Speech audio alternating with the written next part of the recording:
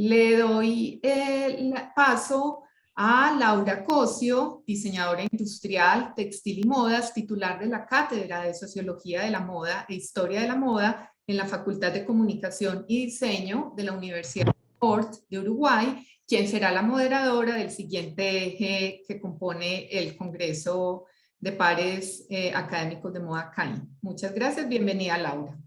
Hola, buenos días, un saludo a todos. Agradezco, Adriana, por tu presentación.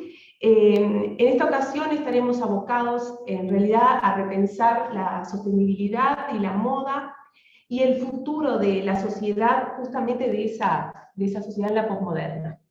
La pospandemia, perdón. Lo primero sería puntualizar más que nada qué es la dimensión de la sostenibilidad, entendida principalmente como la integración del balance ambiental, la equidad social y la vitalidad económica, ¿no? Capaz de crear comunidades prósperas, sanas, diversas y resilientes. Para ello vamos a recorrer el camino de la mano del doctor Ángel Gardetti, fundador y director del Centro de Estudios para el Lujo Sustentable y del Centro Textil Sustentable, asociado a la Copenhagen Business School y al Danish Fashion Institute. El doctor Gardetti es ingeniero textil de la Universidad Tecnológica Nacional de Argentina, posee una maestría en Administración de Empresas y además una maestría en Estudios Ambientales y Desarrollo Sustentable de la Universidad de Ciencias Empresariales y Sociales de Argentina, y es maestrando en los estudios latinoamericanos en la Universidad Nacional de San Martín, también de Argentina. Lo que vamos a hacer es hablar sobre sostenibilidad y moda y preguntarnos lo siguiente: ¿reconectarnos o integrarnos después de la pandemia? ¿No? Ese será el eje de la ponencia. Posicionaremos básicamente la mirada en lo que es la categoría antropocéntrica, lo que se refiere a las posturas que están centradas en los seres humanos. El antropocentrismo como tal implica un sentido de interpretar y de sentir la naturaleza en función de las necesidades y los deseos de los propios seres humanos, y dentro de ese sesgo, digamos, utilitarista, uno de los componentes articuladores para poder entender el desarrollo como una necesidad de apropiación de esa naturaleza, ¿no? Alimentar el crecimiento económico es apropiarnos de esa naturaleza. Entonces la cuestión que planteará el doctor Gardetti es justamente si es necesario comenzar a analizar la moda en relación a una sostenible débil o fuerte, o una sostenible súper fuerte. Y en ese caso, ¿qué alternativas de cambio existen? Así que le damos la bienvenida al doctor Gardetti, lo invitamos al público a que envíe por chat sus preguntas. Muchas gracias. Bueno, buenos días a todos. Muchas gracias, Laura, por tu introducción. Quisiera agradecer en segundo término al comité académico de este Congreso Académico de Instituciones de Moda, principalmente en la persona de su presidente, Laura Novik, quien ha sido realmente muy, muy amable en cuanto a el intercambio de comunicación que hemos tenido.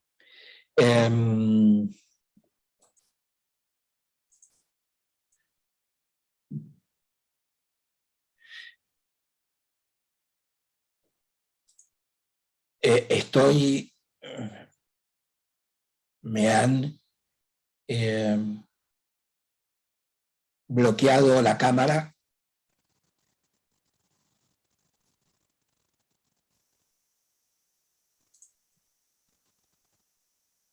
Vamos a ver qué está pasando a nivel técnico. Quiero avisar que hay una situación de tormenta en Cartagena, entonces estamos con algunos problemas técnicos.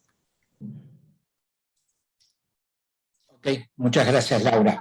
Vamos a esperar, Miguel Ángel, qué es lo que está sucediendo. Ok, perfecto. Para que el equipo de técnica de Ixel Moda nos salga a nuestro encuentro. Lo que está sucediendo que Miguel, Ángel... buenos días. ¿Es posible que pueda activar nuevamente su cámara, por favor? No me permite. Me dice que ustedes están bloqueándolo. Permítanos un segundo, por favor. Le agradecemos a todos el impasse, comprenderlo, por favor. Ya vamos a revisar nuevamente.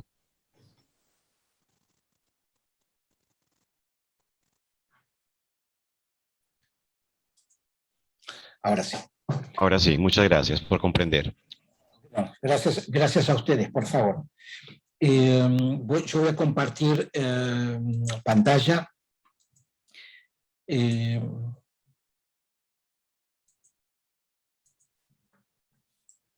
Creo que se está viendo. Por de pronto hice haciendo o preparando la presentación, hice un cambio en el título, principalmente en lo que es el tema de la pregunta en cuanto a sostenibilidad y moda, esto de si nos reconectamos, nos conectamos o nos integramos luego de la pandemia. Esto lo vamos a ir viendo a través de la presentación. Quiero comentarles lo que pretendo hacer, por ahí no lo consigo en tan poco tiempo, es hacer una reflexión, una profunda reflexión, esa es mi idea sobre la moda y la sostenibilidad, pero desde una visión latinoamericana. Yo recibí la invitación a ser parte de este panel de sostenibilidad. La carta de invitación hablaba de la moda pensada desde Latinoamérica para Latinoamérica. Hablaba también de las asimetrías que tiene el continente. Y también hablaba de los diferentes estadios temáticos que iba a haber sobre la moda, el tema de la sostenibilidad, la política, la historia, la educación, la ciencia y tecnología, la innovación y la educación. Sin quererlo, sin pretenderlo, a través de esta presentación, no es que vaya a tocar todos estos temas, sino que voy a dejar las puertas entreabiertas como para que cada uno pueda, si quiere, poder indagar y poder profundizar en cada uno de estos aspectos. La complejidad de la sostenibilidad hace y nos permite poder abarcar, yo diría, temas sobre política, sobre historia, sobre ciencia, sobre educación, sobre tecnología, etc. A estos efectos, el camino que vamos a seguir, voy a hablarles muy brevemente del Centro Textil Sustentable, que es de donde yo vengo. Voy a, más que hablarles, preguntar acerca de la lentitud y la aceleración. Por supuesto que no voy a hablar de la escuela Slow, sino me voy a referir a otro tipo de lentitud. Vamos a hablar, como decía Laura, del antropocentrismo, vamos a ver el biocentrismo, que es el camino que básicamente no estamos recorriendo y que quizás es sumamente necesario para lograr algunas de las factibles sostenibilidades. Ya vamos a ver, porque hay una sostenibilidad débil, una fuerte y una superfuerte. Vamos a ver si nos podemos reconectar, conectar o integrarnos, o las tres juntas, y finalmente va a haber unas breves conclusiones. Entonces, a ver, el Centro Textil Sustentable, si bien veníamos trabajando desde el año 2006, toma su forma, se formaliza a fin del 2008-2009, y básicamente es un centro de perfil académico investigativo que promueve una visión holística, multidimensional y más sostenible del sector textil y de la moda, y esto intentamos de lograrlo a través de la generación y transferencia de conocimiento, la educación y el desarrollo de capacidades y de alianzas estratégicas. Hablamos de alianzas estratégicas, estamos desde nuestro nacimiento adheridos al Pacto Mundial de Naciones Unidas, y también, a pesar de no ser una escuela de negocios, también estamos adheridos a los principios de educación responsable en management, que es una iniciativa del Pacto Mundial de Naciones Unidas para poder incidir sobre las casas de estudio, principalmente aquellas que forman futuros ejecutivos de negocios.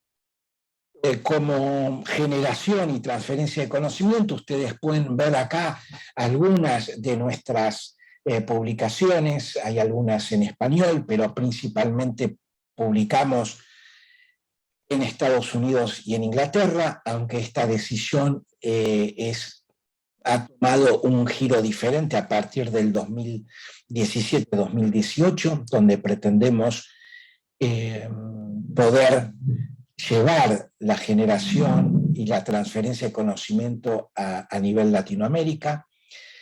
Vamos a ver acá, es quizás la última, no es la última, pero es un título constituido por 5 volúmenes. Entendemos hasta marzo del año pasado, del 2020, que era la colección de libros más completa y más al día en temas de textiles y vestir. Cada uno de los volúmenes abarca un determinado sector de estas industrias. Si vamos ya directamente al tema de la lentitud, a ver, deberíamos preguntarnos por qué el proceso hacia la sostenibilidad en los textiles y la moda es tan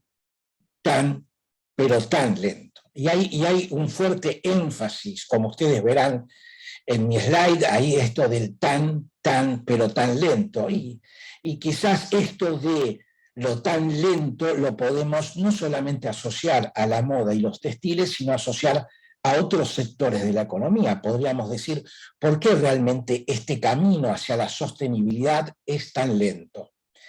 Y permítanme acá hacerles un comentario que me parece de suma importancia, porque seguramente todos recordamos, porque así nos lo han enseñado, o así lo hemos estudiado, que el desarrollo sostenible empieza en el año 87 con el informe Nuestro Futuro Común de Naciones Unidas, o informe Brundtland, pero cuando se habla por primera vez de sostenibilidad, acá con un sesgo totalmente ambiental, es en 1949, no en 1987, en 1949.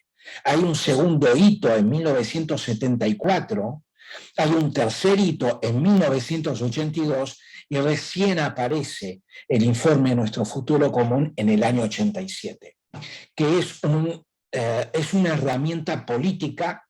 No trae luz a la academia, al contrario, trae mucha oscuridad. Hoy yo puedo encontrar más de 300 definiciones de desarrollo sostenible, intentando traer luz a esa oscuridad académica que propicia el informe Nuestro Futuro Común, pero si es una pieza política, hay que reconocerle que a partir de ese momento empiezan realmente las discusiones más serias sobre desarrollo sostenible a nivel estados.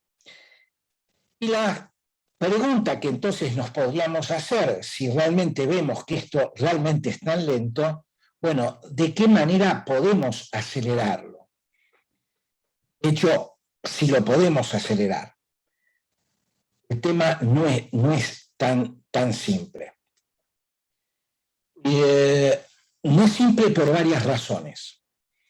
Yo acá quisiera hacer una aclaración o advertencia, porque normalmente cuando un académico expone lo de otro pensador, otro intelectual, pone la fuente. Y quizás la fuente es lo que menos se aprecia dentro de la exposición.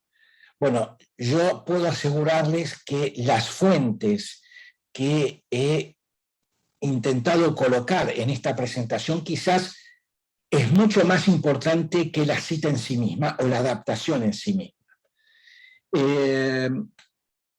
Alberto Acosta nos dice en un artículo extraordinario en el 2017, Sustentabilidad, cuántas tonterías se dicen en tu nombre, ¿no? Entonces nos habla Acosta de que bueno, todos hablamos de sustentabilidad, que el término florece por doquier, que su empleo es indiscriminado, y es tan indiscriminado que, como dice Acosta, que se define como sustentable hasta cuestiones que en esencia no lo son ni pueden serlo. O sea que estamos teniendo un problema.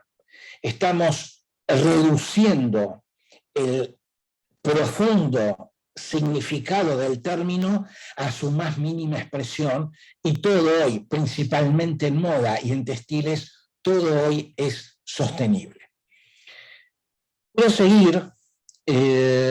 Tomo ahora a Alberto Acosta, es ecuatoriano. Acá tomo a Escobar, colombiano. Él trabaja mucho el tema del diseño relacionado a las autonomías. Entonces, hay unas preguntas que él hace. Yo adapté estas preguntas, y lo que pregunta en el fondo Arturo Escobar, es esto: si el diseño puede desempeñar un papel constructivo, la transformación, formas arraigadas de ser, o sea, nos está hablando a nosotros, y finalmente doten a los seres humanos para una existencia mutuamente enriquecedora entre sí y con la naturaleza.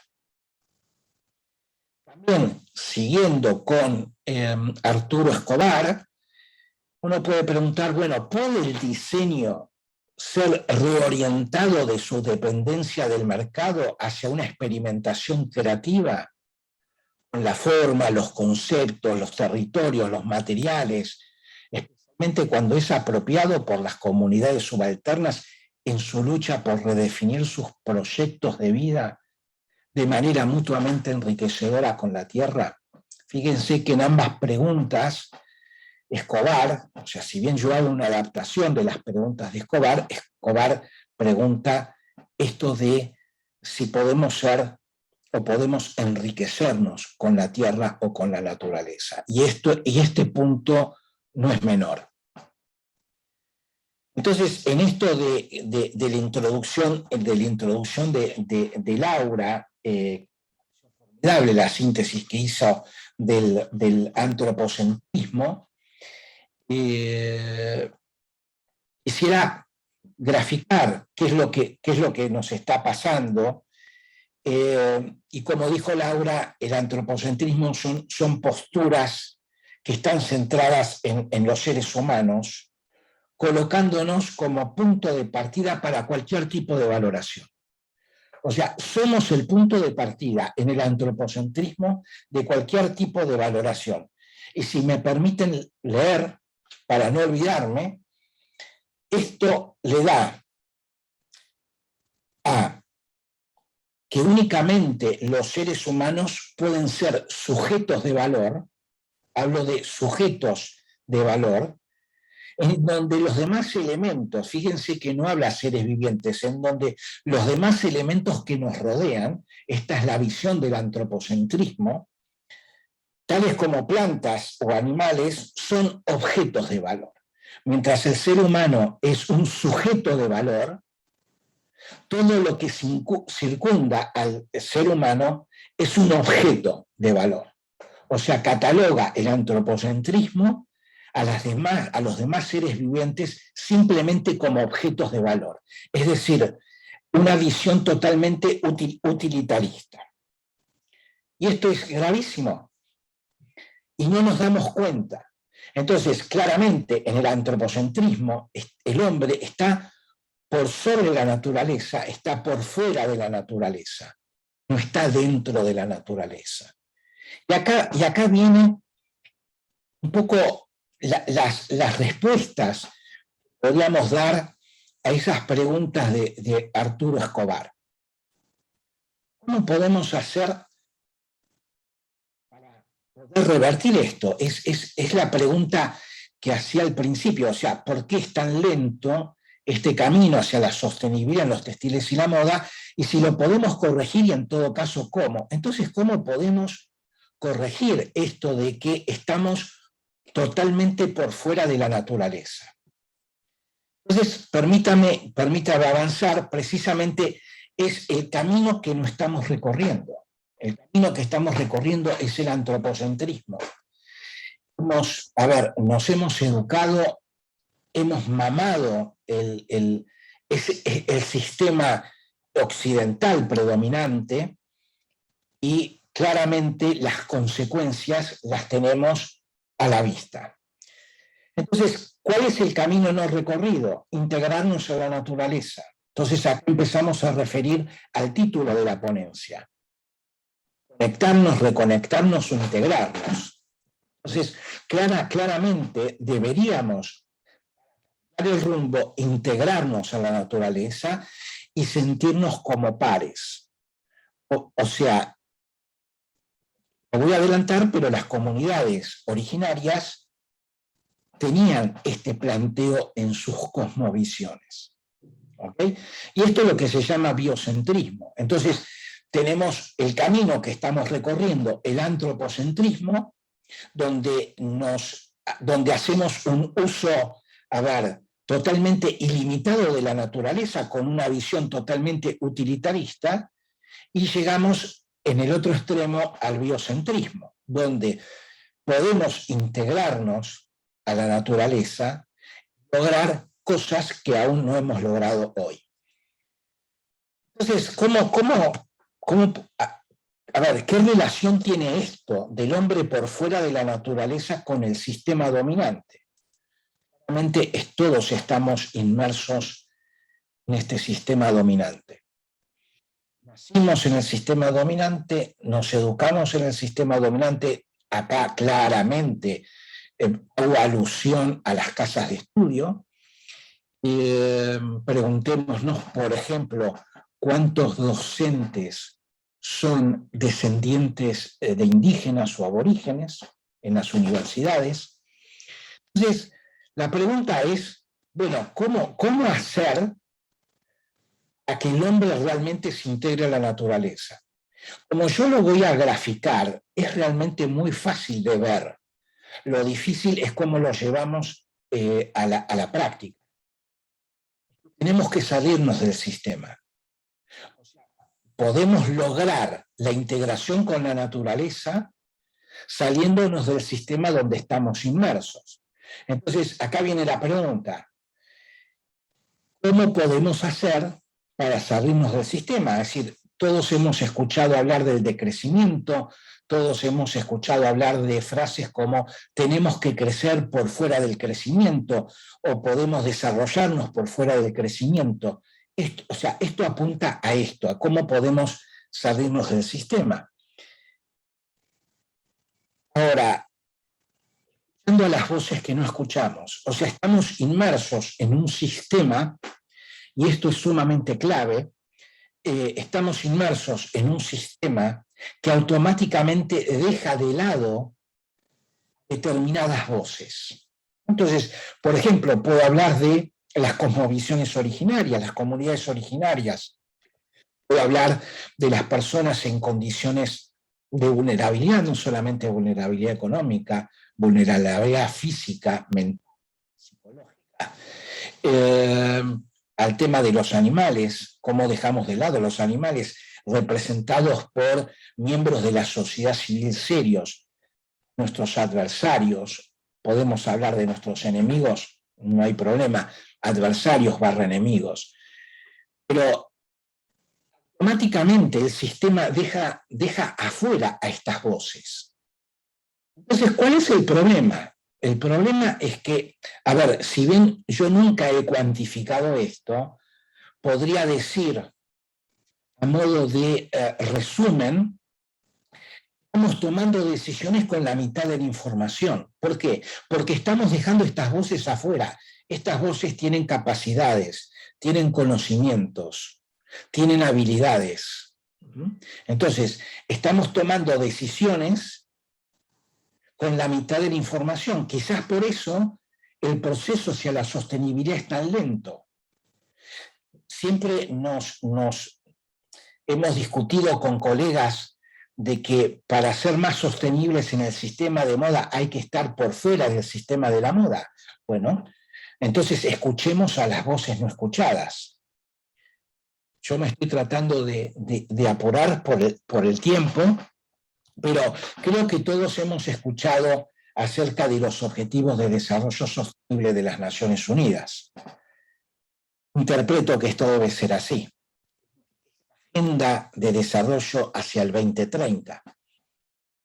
La pregunta es, ¿hemos escuchado hablar de los Objetivos de Desarrollo Sostenible, pero desde una mirada desde Latinoamérica y el Caribe en la cosmovisión de los pueblos originarios o pueblos indígenas? ¿Conocemos estos Objetivos de Desarrollo Sostenible desde esa visión particular?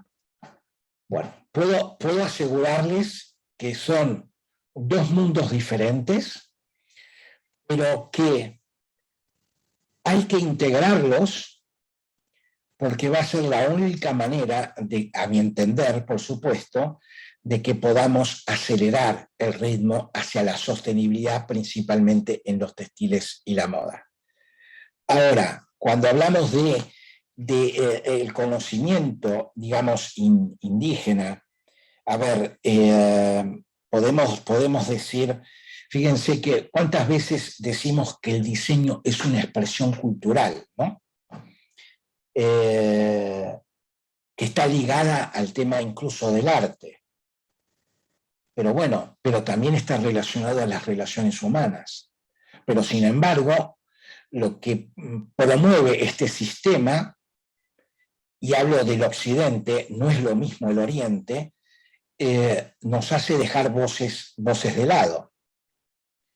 Entonces, tomando a Eduardo Budinás, fíjense que yo mencioné a Alberto Acosta de Ecuador, a Arturo Escobar de Colombia, a Eduardo Budinás de Uruguay, puedo hablar de Ramón Grossfogel de Puerto Rico, de Enrique Dussel de Argentina, México, puedo hablar de Ramón Vázquez de México, puedo hablar de Walter Viñolo de Argentina, puedo hablar de Maristela Vampa de Argentina, puedo hablar de Sousa dos Santos de Brasil, puedo hablar de un montón de pensadores, intelectuales, académicos, latinoamericanos, que nos están de alguna manera marcando el camino hacia la sostenibilidad, aunque ellos no lo marquen de esa manera. A ver, estos intelectuales se ven mucho, se profundizan mucho en carreras de antropología, en carreras de sociología, pero, a ver, ¿por qué no integrar esas voces que normalmente no escuchamos, a estos intelectuales que por quizás ser de otros campos no los traemos al campo textil y de la moda? Entonces, por ejemplo, Budinás hace un extraordinario, Budinás de Uruguay hace un extraordinario integración entre el antropocentrismo y biocentrismo y la sostenibilidad, y nos dice, un momentito, si tenemos una sostenibilidad que en su origen, 1949, era básicamente ambiental, pero que a través del tiempo fue tomando un carisma netamente económico. Laura habló de cómo estaba integrada la sostenibilidad, y el factor económico es uno de esos factores, pero sin embargo, a través del tiempo, que el factor económico no aparecía, empezó a aparecer, y cada vez más ese factor económico tiene más preponderancia. Entonces, cuando hablamos de una sustentabilidad o sostenibilidad relacionada al antropocentrismo, que es la sostenibilidad básicamente que hoy tenemos, por supuesto que hay excepciones muy honrosas, la podemos llamar la sustentabilidad débil, la que integra de alguna manera el biocentrismo, pero no se puede despegar del antropocentrismo. Es una sostenibilidad fuerte, y la sostenibilidad que sí está basada en el biocentrismo, ¿no? que toma los derechos de la naturaleza. realmente es una sostenibilidad súper fuerte. Pero ahora, quiero traer esta cita porque me parece interesante como resumen en este sentido. Muchos académicos europeos y norteamericanos, australianos, están realmente mirando a Latinoamérica y mirando a esos pensadores. Yo les mencionaba a Walter Mignolo. Bueno, Walter Mignolo realmente tiene una escuela de decolonización en Holanda respecto de la moda, por ejemplo, junto con Ramón Vázquez de México. Pero muchas instituciones educativas europeas y americanas, incluso académicos, están mirando a estos intelectuales latinoamericanos, están escuchando a estos intelectuales latinoamericanos. Entonces, fíjense, esta cita es textual. El excepcionalismo occidental nos ha llevado a una superioridad de pensamiento y acción, ya que nos hemos considerado por encima y al margen de la naturaleza. Nos comportamos como si los recursos y la capacidad del planeta fuesen infinitos e ilimitados, como si pudiésemos aprovecharlos. Esta es una lógica de crecimiento antropocéntrica, reduccionista, modernista, colonial, capitalista y materialista. Bueno, Jennifer Whitty, que publicó un paper en marzo de este año. Jennifer es profesora de Parsons. Y si yo no pusiera la fuente, uno podría pensar, bueno, este es un pensamiento, perdón que mencione la ideología, pero, a ver, este es un pensamiento latinoamericano y de izquierda. Sin embargo, lo pone una australiana que es profesora de Parsons y lo escribe en un paper. Entonces, como conclusiones, y pido disculpas por quizás extenderme en el tiempo, voy a tomar a Rolando Vázquez, el que le mencioné que tiene la escuela de decolonización, junto con Walter Mignolo. A ver, fíjense que Vázquez nos dice: asistir a la destrucción de la diversidad cultural es enfrentarse a una reducción radical de los caminos hacia el futuro. Preguntémonos, ¿por qué el camino hacia la sostenibilidad es tan lento? ¿No será porque estamos dejando de lado muchas voces que tienen mucho para decirnos? Bien, de Vázquez. Acá habla ya directamente hacia las instituciones culturales y educativas, que nos enfrentamos a esta responsabilidad de proporcionar herramientas y espacios para la reflexión crítica, el compromiso y fundamentalmente para encontrarnos y reconocernos en nuestras diferencias. Para terminar, voy a utilizar unas imágenes. Podríamos preguntarnos, porque todos hablamos de pacto social. En mi país, en Argentina, ya desde hace muchos años se habla de pacto social. También en otros países. Acá tenemos una foto de lo que podría ser el tradicional pacto social, donde podemos reconectarnos después de la pandemia, ese reconectarnos de la pregunta del título de esta ponencia. Ahora, también hay un conectarnos. Entonces, podemos conectarnos, porque no estamos conectados, podemos conectarnos con las comunidades originarias. Y si hablamos de los derechos de la naturaleza, podríamos hablar de integración. ¿Cuál sería el pacto social en la integración? A mi entender, sería este. Son mis datos, pueden comunicarse cuando ustedes quieran. Vuelvo a pedir disculpas por la extensión del tiempo y quedo a disposición de ustedes para preguntas.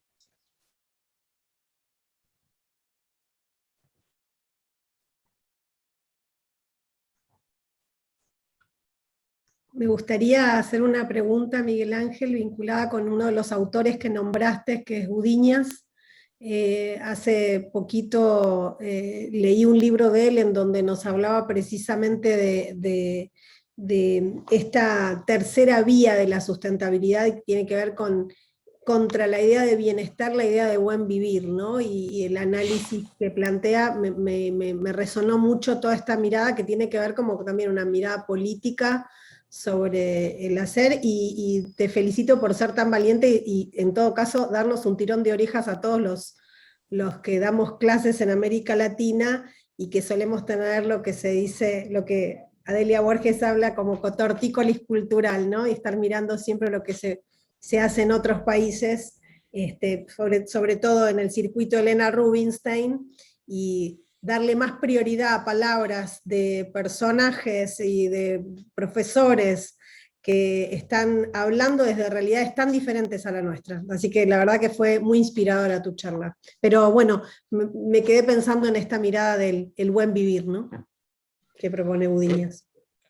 Bueno, a ver, justamente yo diría que hay un común denominador entre todos aquellas intelectuales, pensadores que he nombrado, ¿no? O sea, y esto fue sin distinción de género, pero tanto Alberto Acosta, Arturo Escobar, Gudinás, Maristela Vampa, o sea, realmente todos en esencia hablan de los derechos de la naturaleza y hablan del buen vivir, claramente. Ese va a ser mi tema de tesis en mi tercer maestría sobre estudios latinoamericanos. Pero sí, claramente, creo que el buen vivir es, o vivir bien, porque hay muchas acepciones, no desde lo conceptual, sino desde los nombres. Incluso es importante mencionar lo siguiente: Alberto Acosta fue presidente de la Nacional Constituyente en Ecuador, que creó la última reforma constitucional en Ecuador, la Constitución de Montecristi. Y fue precisamente Alberto Acosta que introdujo a nivel constitucional los derechos de la naturaleza y obviamente conceptos del buen vivir. Así que nada, esto. Y Laura, el tirón de orejas, yo me incluyo, porque vos lo sabés bien, hace muchísimos años que estoy, y la verdad que recién ahora, o sea, hace unos poquitos años atrás, me estoy dando cuenta de por dónde enseñamos y quizás no deberíamos haber enseñado de esa manera. Así que yo también me incluyo. Bueno, muchas gracias.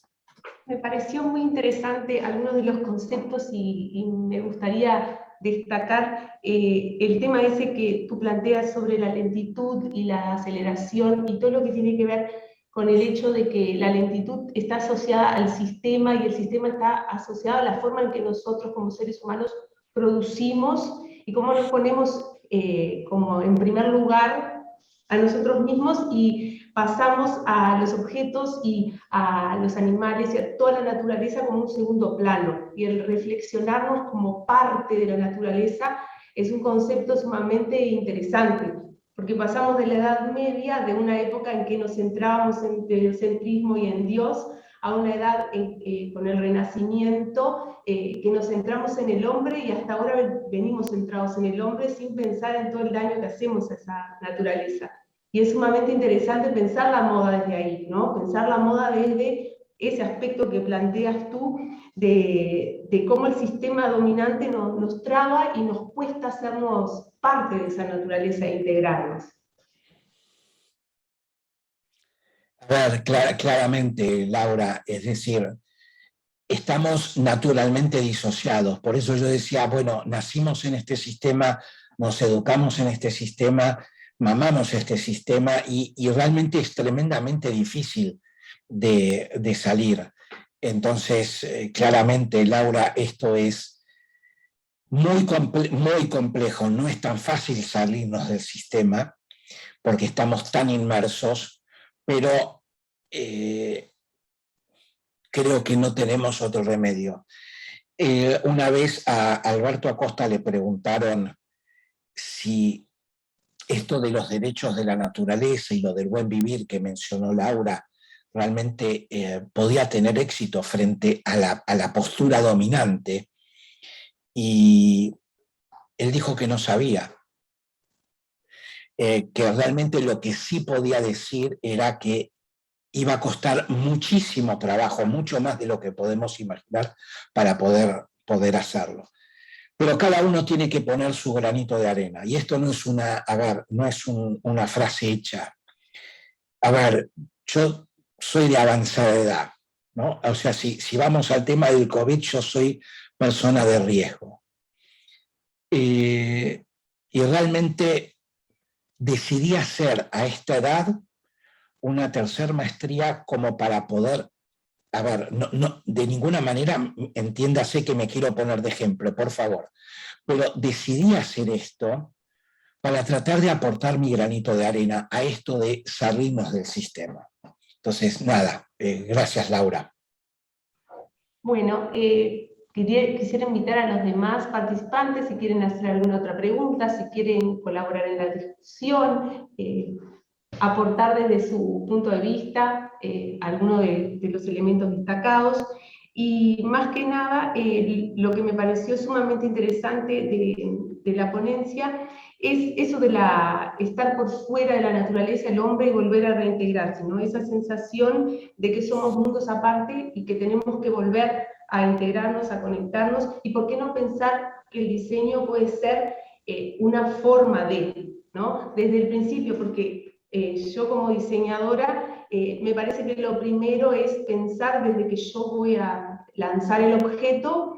En cada etapa de ese proceso que yo diseño algo, me tengo que estar preguntando qué impacto y cómo integro ese objeto a la naturaleza, que también es muy interesante desde las facultades pensar eso, ¿no? Y tu visión me da esa sensación, como esa emoción de empezar a pensar que cada cosa que creamos debe estar integrada en esa naturaleza, no ser solo una producción humana sin pensar en todo lo demás que afectamos. Y esas voces que tú dices que no escuchamos, principalmente las voces indígenas, siempre trabajaron conectados con la naturaleza.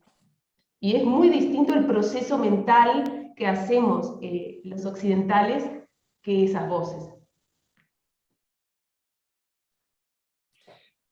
Claramente, Laura. Arturo Escobar, que está más en relación con el diseño, en relación a la autonomía, pero siempre destacando los derechos de la naturaleza y el buen vivir, él tiene a ver, es muy interesante porque él habla del diseño para la transición, ¿no? ¿Y de qué transición habla? Habla de esta transición, de pasar del antropocentrismo al biocentrismo. Entonces, es muy interesante la perspectiva de Escobar. A ver, si ustedes ponen Alberto Acosta, Arturo Escobar en YouTube, salen muchísimas conferencias y realmente son muy interesantes de escuchar. Bueno, muchísimas gracias por tu hermosa participación, y quisiera ir cerrando y agradeciéndote tu segmento, invitando a presentar a nuestra siguiente ponencia de la mano de la doctora Ángela Doctor Roballo, y más que nada presentarla frente a ustedes. Ángela es PhD en diseño, diseñadora de modas y textiles. Es magíster en Dirección de Marketing, profesora asociada de la Universidad de Bogotá, Jorge Tadeo Lozano, y con gran experiencia en el diseño de indumentaria, procesos conceptuales, creativos y experimentales. También contarles que en los últimos años ha dedicado buena parte de su tiempo en la investigación de diseño, principalmente en dos líneas. La primera enmarcada en proyectos de horizonte de investigación en sostenibilidad y materiales para la moda, y la segunda en estudios culturales del vestir.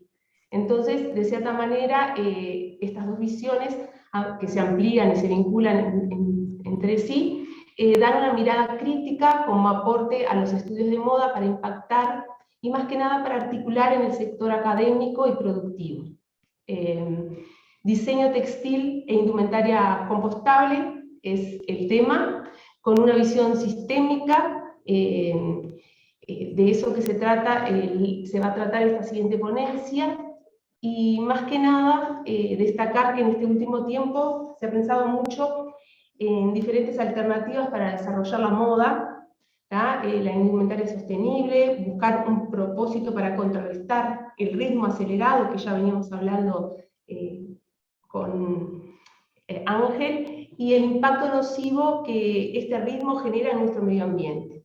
Entonces, es así como a partir de la teoría y metodología de Crandall to Crandall, desarrollada por el profesor Michel Brugart, y en conjunto con una visión sistémica propuesta por Maturana y Varela, surge esa propuesta de proponer indumentaria compostable y biodegradable. En ese sentido, podemos decir que la ponencia va a tener como objetivo mostrar el proceso investigativo, conceptual y reflexivo sobre la creación de textiles que son saludables y compostables, con la finalidad en realidad de aplicarlos en la indumentaria. La investigación que veremos en la próxima ponencia fue desarrollada por la Universidad de Bogotá, Jorge Tadeo Lozano, en el programa de diseño y gestión de la moda, en conjunto con Ingeniería Química. Entonces, le vamos a dar la bienvenida a la doctora Ángela Doctor Roballo, y los invitamos a que envíen por el chat preguntas, y bienvenida, Ángela. Bueno, Laura, muchísimas gracias por esa presentación, y también quiero agradecer al Concilio Académico por este espacio. Es súper importante que podamos compartir nuestras perspectivas, nuestras investigaciones, y conectando un poco con lo que hablaba Miguel Ángel Gardetti, construir marcos conceptuales propios. Necesitamos mostrar más, necesitamos exhibir más, necesitamos experimentar más, y estos espacios motivan a ello. Entonces, muchas gracias por este espacio tan importante. Bueno, sí, estoy compartiendo la pantalla para ustedes. Así es, Ángela, estamos compartiendo la pantalla. Y te estamos Bueno, escuchando, gracias. perfecto. Les hablo un poco, sí, yo este proyecto lo trabajé y lo estoy trabajando en la Universidad de Bogotá, Jorge Tadeo Lozano, como decías, en conjunto con Ingeniería Química. De todas formas, acá hay algo bien bonito, y es que hemos podido, nosotros los diseñadores de modas, hemos podido tomar una postura de hacedores de nuestros materiales, y hemos también construido una relación muy bonita precisamente con el sistema, ¿no? Con el sistema social, el sistema ambiental, y estamos pensándonos pues desde otros puntos. Entonces, bueno, aun cuando seguimos en una fase de experimentación, nos motiva mucho el poder contribuir y poder mostrar como unos avances para crear materiales más nobles en términos de saludables con el medio ambiente. Bueno, para el contenido, vamos a pasar a abordar un contenido en esta ponencia que va desde la reflexión y la teoría de la visión sistémica, entendiendo la naturaleza como sistema. Pasaremos por la metodología Cradle to Cradle, y llegaremos entonces a nuestro caso de creación de textiles y de indumentaria compostable. Para hablar de la visión sistémica, es muy importante remitirme a la teoría pues, del grandioso Humberto Maturana, profesor biólogo chileno, quien precisamente este año se nos fue, y quien hizo una gran contribución a la teoría de sistemas, no solo porque mostró el comportamiento de los sistemas vivos, sino contribuyó con este gran concepto que es la autopoiesis, ¿no? La autopoiesis como esa capacidad regeneradora y creadora de los seres vivos, de los sistemas. Y en ese gran estudio de la autopoiesis, Maturana nos permitió ver y nos mostró más bien cómo todos los sistemas se definen ellos mismos, generan sus límites, sus fronteras, sus actores, sus dinámicas, y entre ellos construyen una gran red de conocimiento, pero es un conocimiento del sistema vivo. Estamos hablando acá de biología, estamos hablando de ecosistemas. Entonces, es muy bonito porque nos deja ver cómo esa lente o cómo esa visión desde la naturaleza, incluso desde los microorganismos, construye la vida. Cómo se construye la vida, cómo se da paso aún en escenarios o en contextos agresivos. También nos permite ver cómo se construyen normas dentro de esos sistemas. Y esas normas nos permiten ver principios, ¿no? Principios que podrían ser llevados a otros escenarios y que podríamos de repente tener una mejor proyección como seres humanos. De pronto mejorar nuestro carácter de humanidad, como bien lo decía también el profesor Miguel Ángel, vinculándonos más a la naturaleza, cambiando nuestra visión central para tener una visión sistémica, una visión además pensada como con relación y con impacto en los otros. Esa idea de la visión sistémica es una visión es amplia y el aporte o el primer gran aporte tal vez lo hizo Maturana, y es una cosa muy importante entonces para todos los marcos de pensamiento, no solo para la biología. Él termina parte de su vida también siendo filósofo, ¿no?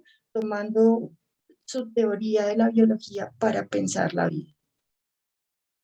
Entonces, en esta medida, yo tomo también acá apartes y muy importantes para entender esa visión sistémica desde Maturana, desde Varela, pero también es muy importante citar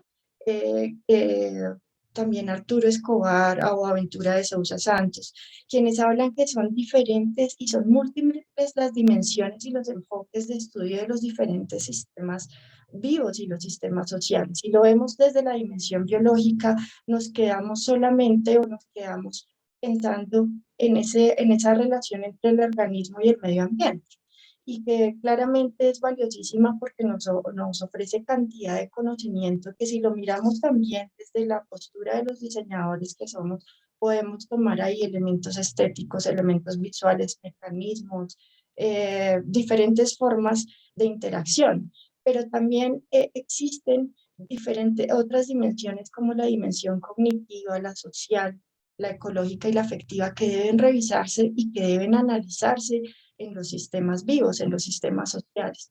Y acá importante también hablo de sistemas sociales y quiero referirme a Nikolaus Luhmann, quien es sociólogo alemán y tomó la teoría que desarrolló Humberto Maturana en los 60s.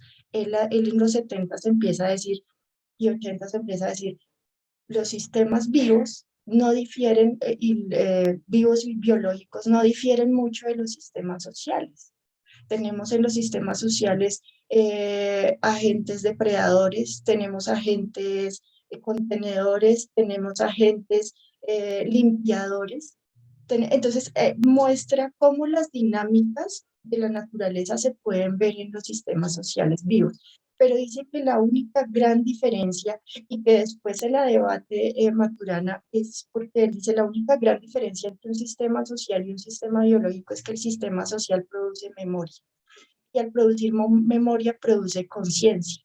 Y entonces al tener conciencia y sobre todo conciencia cognitiva, es decir, del conocimiento, produce estructuras sociales complejas. Pero Maturana lo debate y lo debate porque dice que los sistemas vivos y los sistemas naturales también tienen memoria. Y entonces ahí hay una discusión que es interesante, pero pues que no va en la charla porque digamos que para los dos casos sí existe un conocimiento y sí hay desarrollo de los seres vivos y de los seres sociales por aprendizaje y por memoria. Pueden haber cosas ahí, digamos, más de la línea teórica que ya es común, entonces, pero es un debate muy bonito, muy interesante. La dimensión entonces social es súper importante. Cuando yo me encuentro con la teoría de Luhmann, empiezo a ver que, claro, tenemos que pensar desde la naturaleza, con la naturaleza, pero tenemos que pensar también desde el sistema social construido y empezar a entender cómo existen como múltiples niveles de análisis dentro de los sistemas con que trabajamos. Entonces esa visión debe ser holística. La dimensión ecológica es la dimensión de relación y impacto medioambiental, y la dimensión afectiva.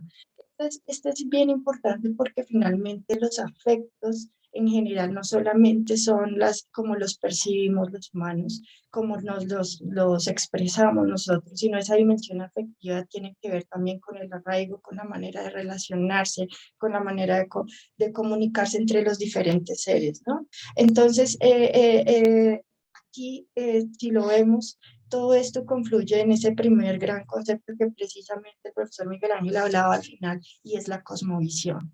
La cosmovisión como ese carácter, no solamente como no, ese concepto o carácter de cómo veo la vida, sino cómo la hemos visto como grupos sociales. Y ahí me uno a la idea que han sido los pueblos originarios, quienes han tenido visiones no solamente más certeras frente al impacto ambiental, sino más afectivas con la naturaleza misma, ¿no? Entonces, la cosmovisión recoge todas estas dimensiones. Y entonces acá ya paso a tomar esa visión sistémica desde la biología y desde lo social para trabajar y para tomarla como un lente importante de trabajo en el diseño. También entonces, después de esta visión sistémica, resulta muy importante establecer los principios de la naturaleza.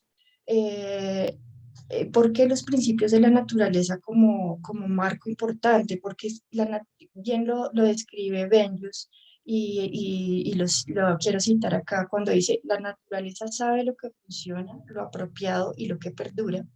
Y que Jacob en 2014 dice: la organización de los sistemas vivos obedece a una serie de principios físicos y biológicos: selección natural, autorregulación y mínima energía, entre otros. Bueno, quiero hablar entonces de estos principios ya desde la naturaleza y desde el sistema biológico aplicado al sistema social. Y entonces aquí también tomo este esquema de la biomímesis aplicada, y es que, bueno, realmente es un esquema que las condiciones de la naturaleza como condiciones de la vida favorables para la vida, todo esto pensando en que tenemos un planeta que es finito, pensando en que tenemos unos recursos que cuidar, que tenemos una cantidad de culturas que proteger, tenemos derecho, todos tenemos derecho de habitar en este planeta, pero tenemos que hacerlo de la mejor manera. Entonces, importante que asumamos estos principios. Los principios de la naturaleza como la adaptación es fundamental, la adaptación a condiciones cambiantes, la evolución para sobrevivir. En este caso, por ejemplo, y ahí lo conectaba directamente cuando el profesor Miguel Ángel citaba a Arturo Escobar y decía: tenemos que hacer transición, o hay una transición, un espacio de transición desde el antropocentrismo al biocentrismo. Yo creo que esa evolución y ese tránsito es necesario en ese instante porque realmente se necesita una transformación, no solamente de la manera en que utilizamos y usamos, sino en la manera en que producimos, en la manera en que diseñamos. ¿Y todo esto para qué? Para sobrevivir como humanos, para sobrevivir como sistemas económicos, como sistema de moda. Entonces creo que ahí es importante que tomemos esos principios de la naturaleza y logremos ser flexibles para integrarlos a nuestra manera de pensar y empezar a producir, cambiar. Bueno, la integración, desarrollo, crecimiento, el ser eficiente con los recursos. El tema de los recursos es algo que en los sistemas biológicos ha sido estudiado de una manera importante y muy bonita, porque sabemos que son las hormigas las que sostienen la mayor parte de los ecosistemas vivos, sabemos que son las abejas las que también hacen que la polinización y la naturaleza se mantenga viva, sabemos, o sea, pero ¿cómo funcionan? ¿No? Tienen unos mecanismos en los que sus materiales son optimizados al máximo y el consumo de energía siempre se busca que sea el mínimo, por ejemplo.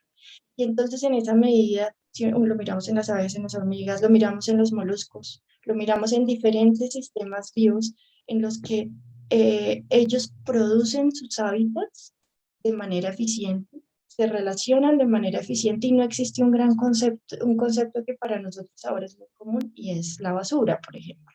Entonces, tener estos principios y traerlos a nuestro espacio de vida y nuestro espacio de diseño resulta importante para desarrollar un diseño sistémico o tener una visión sistémica. Entonces, enlazar el sistema biológico, la visión y el sistema social.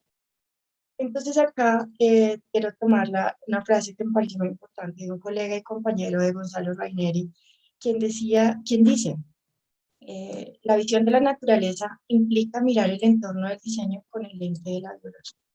Y me parece importante porque de verdad no es necesariamente que tengamos que andar innovando todo el tiempo y de cualquier manera, o no es necesariamente que tengamos como que cambiar el mundo porque sí, o sea, realmente lo que tenemos más bien es que mirar los ciclos naturales, mirar la naturaleza propia, la naturaleza incluso íntima de nuestras fibras, de nuestros materiales, de nosotros mismos, reconocerla y trabajar con ella.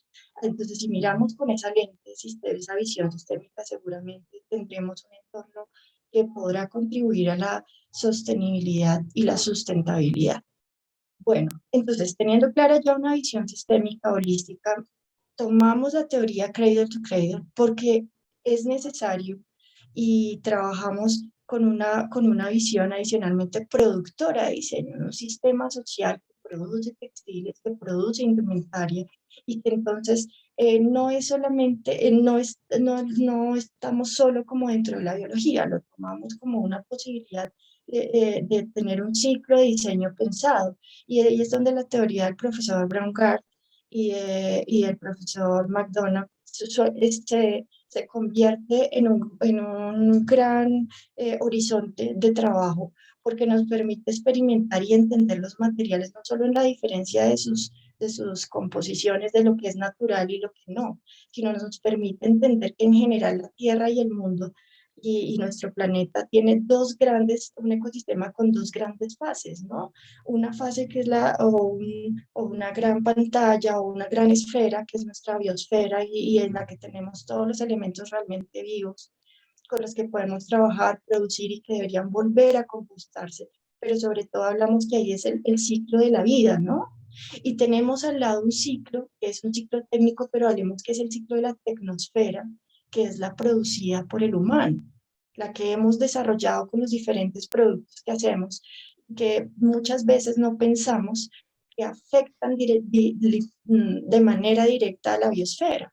Entonces tenemos que realmente la biosfera, protegerla de la tecnosfera o ponerla en dinámica con la tecnosfera sin que la contamine. Es impresionante porque tenemos una cantidad de información constante frente a la moda, la indumentaria, los textiles son el segundo contaminante. Tenemos toda esta información, pero aún así no tomamos medidas, no tenemos mayor conciencia. Entonces, el tener un nivel de conciencia mayor y empezar a trabajar sobre lo que producimos puede hacer que sobrevivamos. Entonces, importante que cuando trabajamos con la teoría Cradle to Cradle, lo que pensamos es, vamos a diseñar productos que sean saludables para la biosfera, es decir, para que circulen acá dentro del ciclo biológico y sean nutrientes para la tierra, puedan ser degradables después de su ciclo productivo y de uso, o vamos a realmente meternos dentro de la idea de la tecnosfera, de pronto la circularidad, de reciclar, reusar y retornar al ciclo técnico los materiales técnicos. Entonces, esos dos son bien importantes, esos dos ciclos, ponerlos en total trabajo, pero realmente lo que tenemos que ver es que disminuir nuestra huella en general va a ser muy difícil si no cambiamos la manera de producir, si no cambiamos también la manera de consumir y de pensar, ¿no?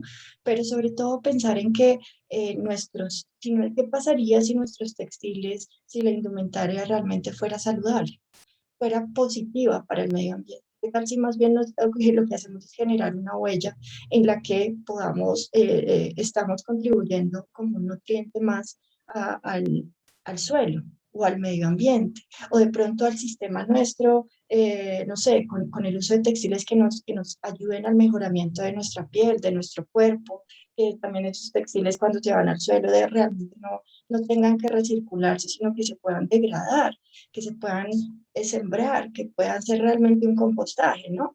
Ahora, ¿por qué? Porque estamos trabajando un poco más sobre el ciclo biológico que sobre el ciclo técnico, porque resulta que la tecnosfera de todas formas tiene una fase súper importante de reuso, reutilización, pero también coincido con el doctor Gardetti cuando hablaba que ahora muchas cosas se llaman sostenibles sin serlo, muchos textiles y mucha indumentaria.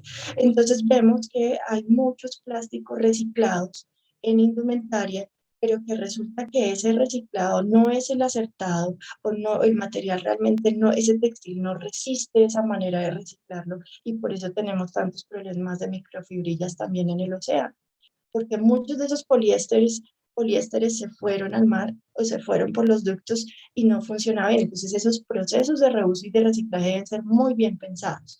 Nosotros estamos trabajando sobre ciclo biológico, ciclo experimental y acá es donde viene una propuesta de compostabilidad porque realmente es sobre lo que podemos desarrollar en este momento y también y me meto en la idea de la interseccionalidad, una idea en la que, interseccionalidad en la que estamos pensando es sostenibilidad desde nuestros territorios, desde lo que tenemos, desde las personas con que contamos, desde nuestros espacios, nuestros ecosistemas, todo cultural, nuestras culturas también, porque finalmente debemos situarnos. Si no nos situamos, va a ser difícil.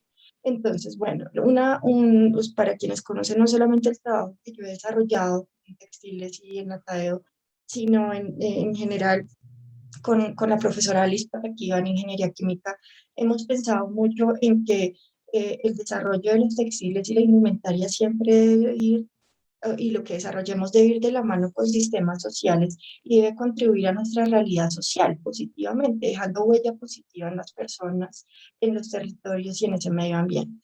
Entonces nosotros decidimos trabajar, hemos trabajado con múltiples, digamos, grupos, pero este proyecto se trabajó con población arrocera de Huila y de Ibagué. Resulta que la problemática alrededor del arroz es tenaz porque por un lado hay una buena parte que sale con defectos, se pierde, se parte, se daña fácilmente y hay otra parte y es que no se pierde en términos de la gente no consume totalmente arroz colombiano y hay poblaciones en que no tienen otra forma de sustento. Entonces nosotros estamos trabajando con este desecho de arroz como una alternativa para los productores de arroz y para las personas que viven en la zona y podrían ayudar a construir este textil. Entonces, trabajamos con ellos y pensamos básicamente en crear un textil que sea nutriente, que se pueda compostar totalmente, no solo a degradar, sino que significa que composte, que abone el que no dañe su pH, que lo cuide, que si existe población como plantas o animales que comen en ese terreno, que no se les afecte, que si hay un ducto, que si hay agua, lluvia, que si hay agua en general que pasa por ahí, que no se contamine, que no haya. Y eso sí, trabajamos con residuo de arroz natural, no trabajamos con arroz que tenga pesticidas. Entonces hablamos de un ciclo en el que trabajamos de los residuos de arroz con una formulación en química, se saca se extrae el almidón, se junta con vinagre, glicerina, salginato, se desarrolla la película textil y se hace un uso de textil indumentaria que puede ser después dispuesto en la tierra cuando la persona realmente quiere o se podría fundir para volver a hacer otra película. Entonces acá están nuestras películas textiles. Eh, las fotos son tomadas por nosotros en celular, entonces eh, tendremos fotos más bonitas después. Bueno, tenemos en la primera parte, entonces, en esa formulación, mucho desarrollo de diferentes películas de arroz en las que trabajamos como les decía, con el almidón y con los diferentes refuerzos, ¿no? Sea glicerina, sea alginato. Hemos hecho pruebas de color con colorantes a nivel natural, hemos hecho refuerzo con otros biomateriales, también residuos de cadena alimentaria. Hemos trabajado con borra de arroz, también trabajamos con carbón, residuo de carbón activado, como para dar un tema antibacterial natural, que es de la madera, bueno. Eh, entonces, en esa medida, lo que hemos hecho con ese biopolímero, que realmente es bueno, con este textil o esta película polimérica, lo que hacemos es una caracterización, cuando ya la tenemos, hacemos una caracterización física, química, pero y cultural. También importante que haya caracterización cultural que implique que haya desarrollo humano, desarrollo de producto, que podamos entonces entre todos después trabajar y llevarlo no solo como un insumo para el vestuario, para el textil, sino que haya unas personas que puedan estar ahí, que contribuya a esa economía local, que no sea una economía extractivista, más bien solidaria. Entonces buscamos que esto sea un proyecto completo. Después de tener esta caracterización del material, buscamos reconocerlo y admitir sus fortalezas, sus noblezas y también sus grandes dificultades para después poder explorar y definir qué hacer. Y ahí lo utilizamos. Entonces nosotros hicimos diferentes acá exploraciones y pruebas de color con tintes naturales, con extracción natural, mineral, también algunos de la cadena alimentaria directamente. Hicimos pruebas también de material en cuanto a finura, uniformidad, textura, resistencia, flexibilidad, color, tinturación, resistencia al calor, permeabilidad. Y luego empezamos a hacer también, ya cuando tenemos el material, hacemos también diseño, pruebas de ilustración, pruebas de color, pruebas de material, pruebas de perforación, de textiles. Hacemos diferentes pruebas para empezar a desarrollar y empezamos a desarrollar productos. Estos son productos que siguen en fase experimental porque estamos desarrollando, pues, digamos, películas cada vez más grandes para saber que realmente podemos llegar a tener cantidades, porque tener centímetros es fácil, tener metros es más difícil. Entonces, ya estamos en metros y estamos, ¿cuál es la idea? Desarrollo rural y compostabilidad para el diseño. Pruebas de compostaje en las que ponemos el polímero en estudio bajo tierra y se va siguiendo, se va midiendo el pH, se va midiendo la vida de la planta, se va midiendo y se va mirando cuánto es el tiempo de degradación y si es compostaje o no para la planta. Entonces hemos buscado que todas las pruebas y que todo alrededor de nuestro caso funcione, pero teniendo en cuenta siempre la visión de la naturaleza, o sea, no, que si yo me pongo mi chaqueta y realmente envejece conmigo, o si yo quiero en el momento de ya no usarla más, la puedo, sí, le puedo dar otro ciclo de vida con otra persona, como me puedo deshacer y la puedo enterrar. Y parte de la idea es generar también ese fin de la vida, ¿no? Conectarlo muy bien y dárselo al usuario. Entonces ya para cerrar, pasé 3 minutos, el equipo de trabajo, Natalie de Diseño y Gestión de la Moda, Natalie García, Mariana Ospina, Karen García, Valentina González Jaque y Jason de Ingeniería Química. Jason Julián Díaz, estudiante, ya se gradúa, precisamente hace parte con nosotros su trabajo de grado. Y bueno, ha sido, todo esto nos ha servido para construir cartas de materiales, mirar opciones de materiales, opciones de textiles, pero la apuesta es la compostabilidad. No solo lo del degradarse, sino la apuesta es el diseño del textil y la indumentaria compostable, de tal manera que pues podamos contribuir a la teoría de la sostenibilidad, de construir diseño regenerativo en términos no solamente con el medio ambiente, sino con las personas, reconciliador, restaurativo y sustentable. Entonces, bueno, cierro acá mi ponencia. Gracias y estoy dispuesta a responder preguntas o inquietudes si las hay.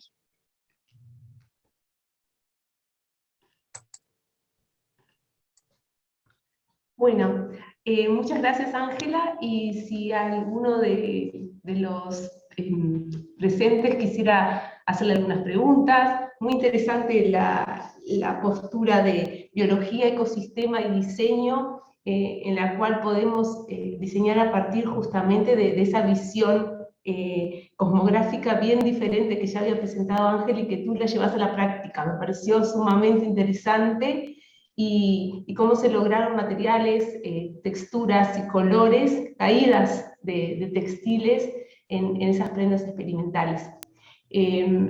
¿Alguno de los presentes quisiera preguntarle, explayarse? Están escribiéndolo en el chat, Laura.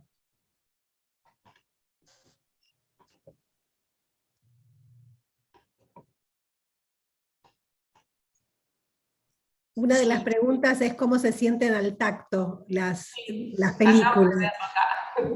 Bueno, realmente son suaves. Yo tengo acá una muy grande. Realmente son suaves. Ustedes, pues, si la pudieran tocar, es un tacto muy parecido al cuero. Pero tenemos unos como los que tienen, por ejemplo, borra de café. Pueden ser un poquito más granulados, más, podríamos decir, y pensamos en que son encajes. A mí me gusta la corsetería y hemos pensado en llevarlo a un universo de uso. Otra de las preguntas es sobre el impacto social y el diseño, ¿qué impacto social pretendes conseguir con los diseños de estos materiales? Mira, yo en este último tiempo he seguido mucho el trabajo de María Ledesma, precisamente argentina, en diseño social. Y a veces creo que el impacto del diseño es más lindo y más fuerte cuando es social que el producto mismo. Y me remito a María Ledesma porque ella decía, a veces no es el objeto, a veces es el proceso. Y pienso mucho que este proceso, cuando uno trabaja con personas rurales, con personas y teniendo en cuenta todas las realidades colombianas que tenemos, creo que ahí es donde hay que situarse y hay que trabajar. Y creo que las películas textiles tienen un gran potencial, aún cuando están en fase experimental pueden tener un nivel de uso y podrían llegar a escalarse. Si bien la idea no es volverse súper extractivista para hacer una industria súper masiva y rápida, sí tienen posibilidad de escalarse. Perfecto, te preguntan también si a nivel industrial, si tienen una fecha, si ya pueden saber cuándo se podría contar con ese material. No tenemos la fecha, lo que sí tenemos claro es que nosotros y todo lo que hemos desarrollado en textiles siempre lo publicamos porque es en código abierto. No tenemos, la idea es que sea de un interés social precisamente y que quien quiera pueda acceder a ello y replicarlo. Entonces la formulación pues se presentará y se publicará y todos podrán acceder a ella. Y esa sería como la manera. Nosotros no, digamos que de pronto en lo personal podamos utilizarlo y hacer parte de proyectos, pero que queramos como industrializarlo para venderlo nosotros, no lo hemos pensado aún. Pues estamos en la academia, estamos un poco ahí como llevándolo y seguramente sí, pues sí sería muy chévere que la industria lo desarrollara, diera alternativas diferentes a las que tenemos, ¿no?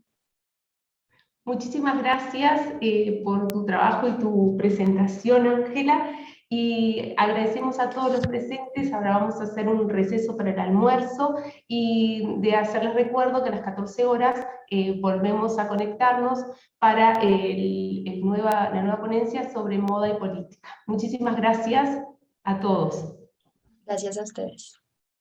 Gracias a todos, por favor, y a ustedes también.